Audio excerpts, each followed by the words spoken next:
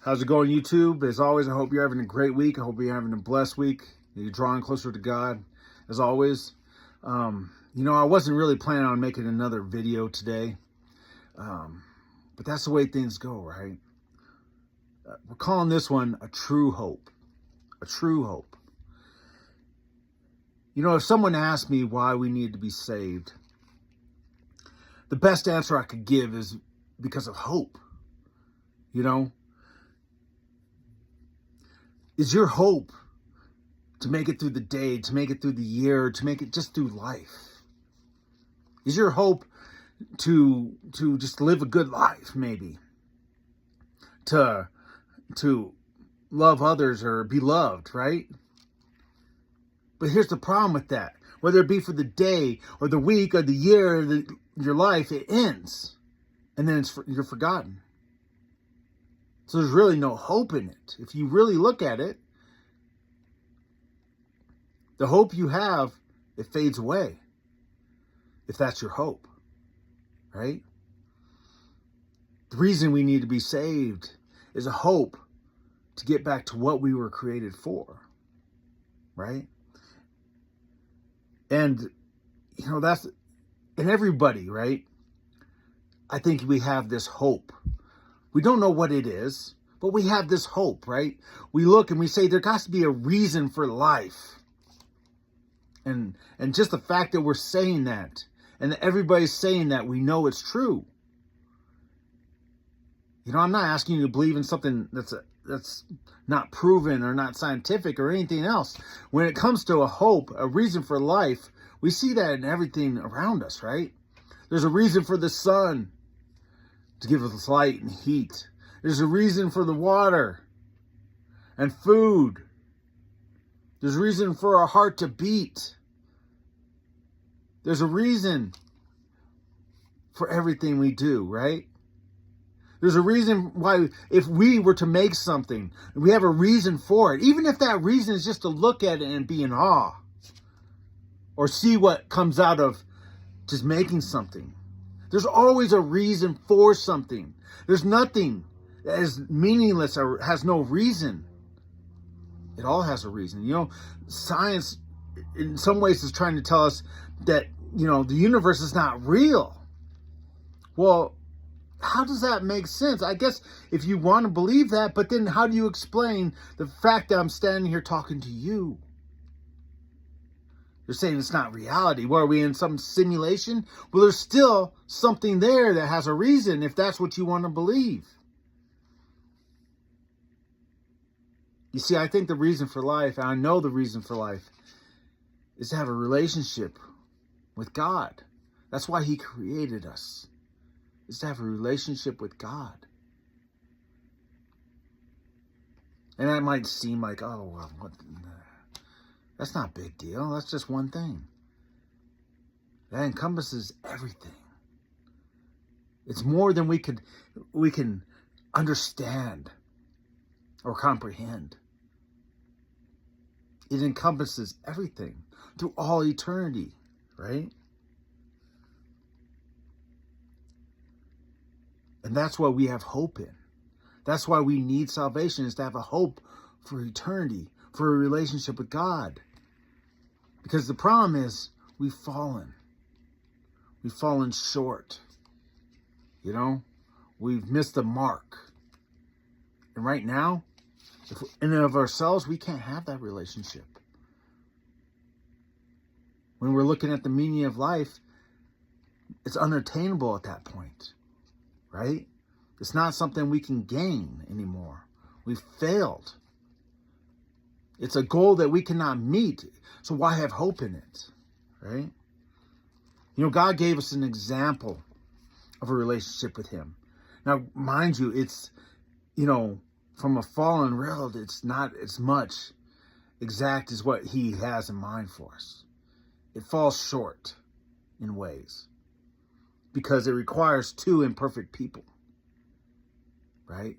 And that's marriage, right? God used marriage as an example of a relationship with Him. The difference is when He instituted marriage, it was with two perfect people, Adam and Eve, when they were still perfect. before they had fallen. And in that case, right, faith was easy.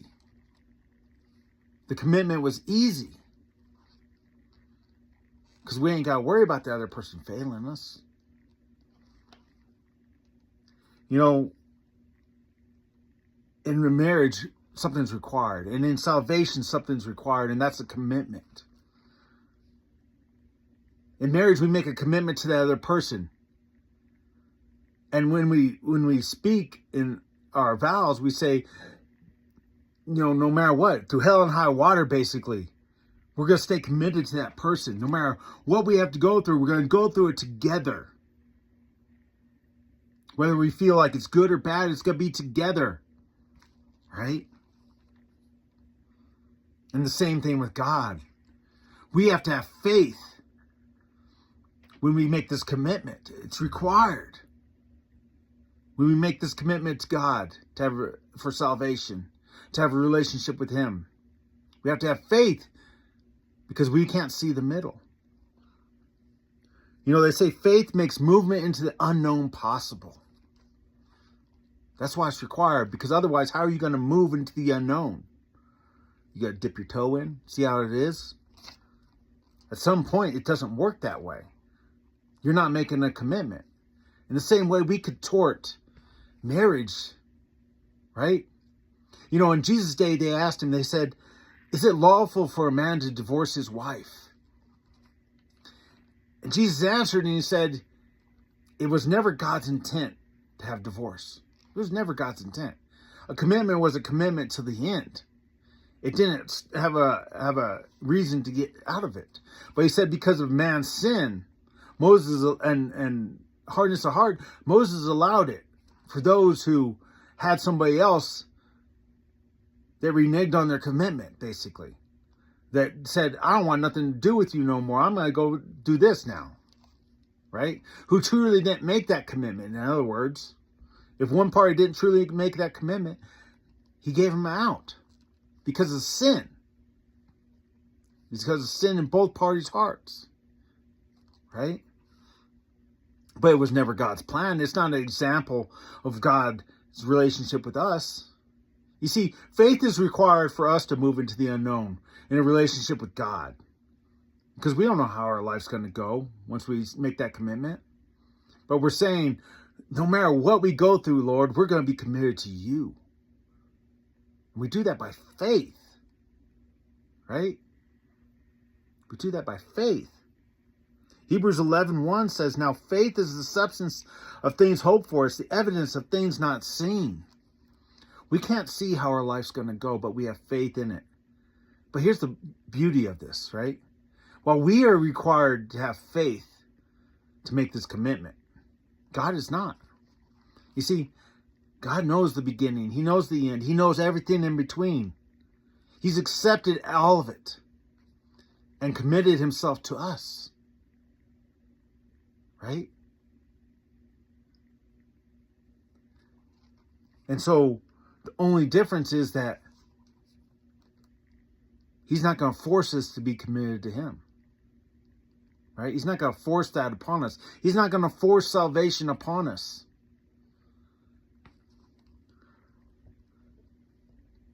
He might have created us that way, but he's not going to force it upon us. Our sin will separate us from God.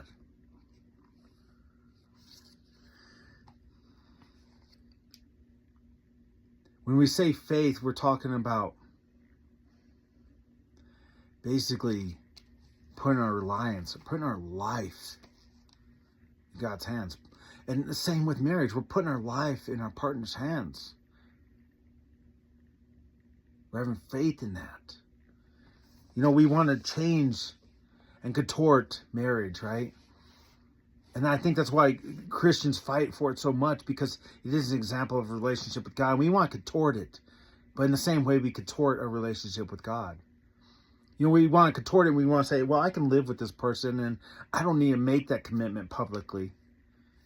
I don't need to make this commitment to this person. What does a paper mean? When the hard times come, we don't have a commitment and we walk away. Right? That's why we don't want to make that commitment. Or maybe we started out, and I'm guilty of this, we started out without that commitment, right? Without that commitment, we said, oh, it's okay. We love each other. We'll get committed later. We'll just do these things that make us look like we're committed now. And we'll do them other things later. Well, I'll tell you, it makes it easy to realize that that commitment meant nothing later and walk away. It makes it easy to realize or think that that commitment means nothing later and it's just a piece of paper, who cares, and walk away and not walk through them hard times, right? In the same way, we look at God and we say, well, if God's a loving God, how could he make me, who's not a bad person in my mind, right, go to hell? Why would he do that to me if he's such a loving God? But we're changing who God is, you know? He doesn't change. He's the same. We look at, and the same person might look at somebody like, say, Jeffrey Dahmer or Hitler or Stalin or these people that we consider evil people. And they'd say, that person deserves hell. That person deserves hell. I can see it. That person deserves hell. From my perspective, that person deserves hell. But the problem is, from God's perspective, we all are Jeffrey Dahmer. We all are Stalin or Hitler or whoever else we consider as evil. We all are that person from God's perspective. And we all deserve hell from God's perspective. See, we want to lower God's perspective. We want to lower that commitment and who God is so we don't have to be as committed. That's why we do that. Because we don't want to make that commitment ourselves. If we could say, if God just says we're a good person, and I feel like I'm a good person, he's going to accept me into heaven. Right? But the truth is, it's no different than walking into marriage and saying, well, that paper means nothing. And when the hard times come, I can walk away. Right? I don't have to do everything I need, have that commitment toward that person. You know? And God knows. Like I said, he knows the end from the beginning. He doesn't need faith because he's already accepted the worst of us throughout our entire life. He's already accepted that. He's already said, even with all that, I'm going to remain committed. He doesn't have a area of our life that he doesn't know. There's nothing that's unknown to him. So he doesn't require faith. He just knows exactly what's going to happen and what we're going to do. Like I said, we contort the idea of God. We contort the idea of marriage. And, in the Old Testament, the Jews were given the law, right? And they were told to live by it. And then they would add these things. You got to be like this. You got to be like this. And they'd have levels. I'm better than you, and you're better than this person, so on and so forth. They would judge everybody in that manner, right? Who is the better of the others?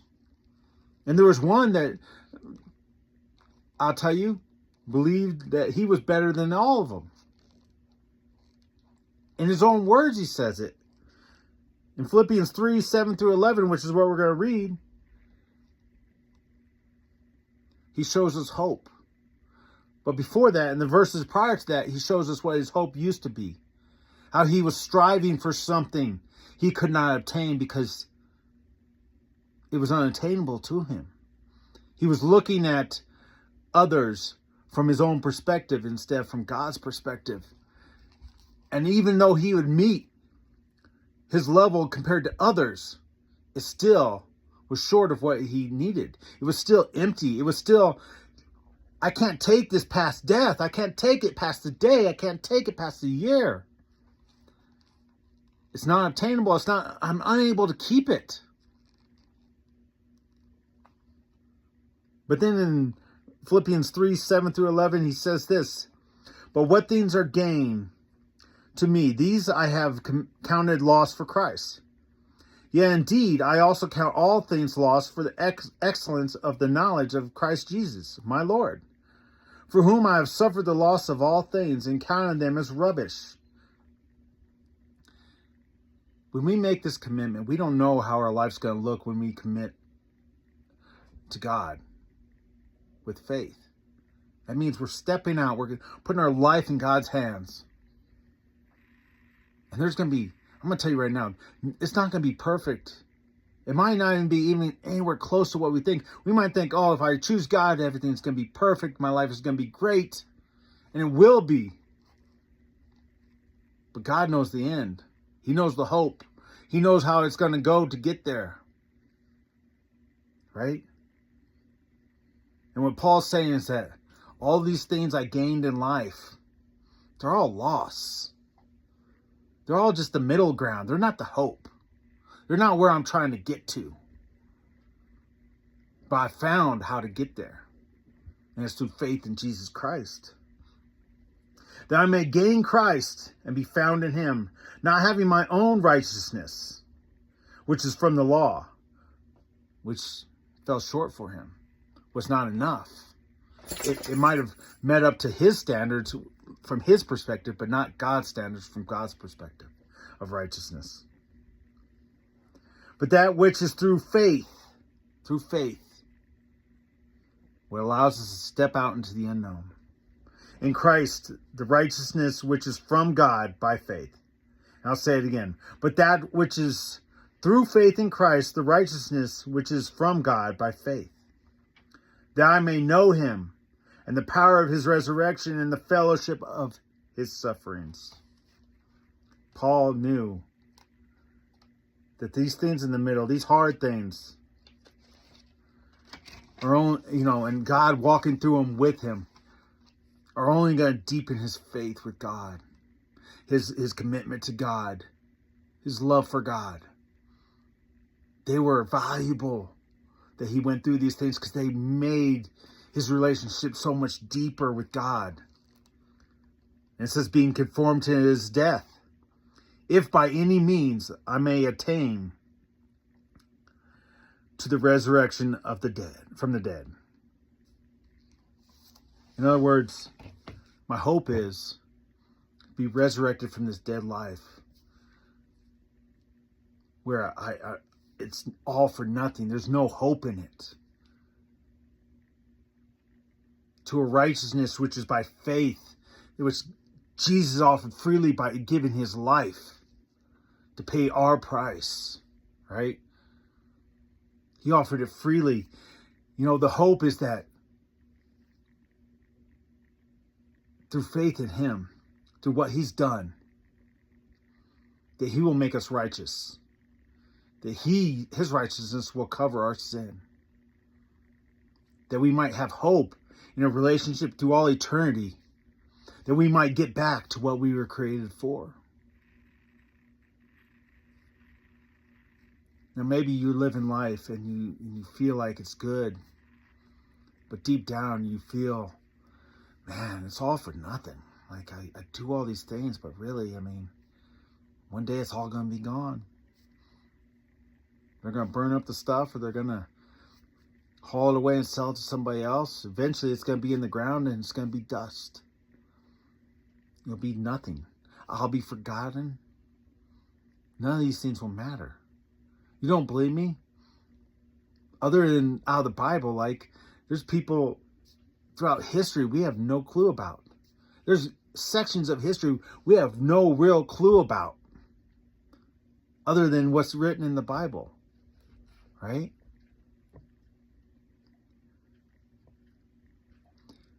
Do you want to have a hope, a true hope? Well, then I say this, right? It requires faith. It requires a commitment. The way we make that commitment is through faith. By putting our life in God's hands. And saying, you know what? I don't know what the middle is going to look like. I don't know what life is going to look like. But I have faith that I'm going to obtain the hope. That relationship with you. That you are going to make me righteous. That I can spend eternity with you. Instead of the alternative, which is separated from you. That I could have a meaning and a purpose. If you want that, make that commitment. Step out and say, Lord, I commit to you. I put my faith in you. I put my life in your hands. I'll go where you lead. Paul said that, but, and Peter said that. And, Jesus said, the suffering you're going to have to go through for my name, you don't even know what you're asking for. But you know what? Everything that the men went through grew their faith in God, grew their relationship with God, and made it deeper and stronger love for God. The hard times grow and bind us closer to those we love, those we are committed to. That's why God allows them times.